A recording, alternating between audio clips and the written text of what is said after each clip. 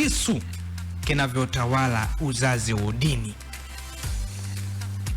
Bana, si operation hizo. Yani sielewi kama imekuwa sijui ni fashion. Sasa hivi mabinti walio wengi hawazai kwa njia ya kawaida. Njia ya kawaida wataki. Sasa hivi wengi wanataka kisu.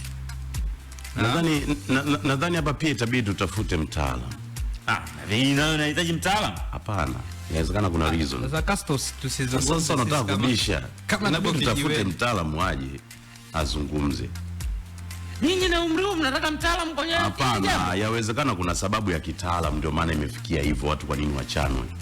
Ambao sisi kumbuka si ni wa kiume, hatuwezi kujua mambo ya kike, ndugu yangu. Ndio kama sasa hivi mtu anambia kakeketwe kwa panga. Kuna watu wanafiki. Unaona? Kakeketwe kwa njia ya panga. Utakubali wewe wa kiume? Hapa. Alafu wa kike ndo ashauri, "Amna mbona fresh tu." Kwa Masai mbona bado wana jadi yao ya tahara? Sasa si Masai. Sio panga. Ni kisu.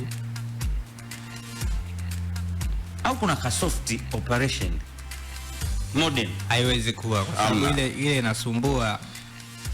Ile unajua ile ni muda mrefu, kwa sababu kuna zile sindano wanachomwaga za mgongo zile.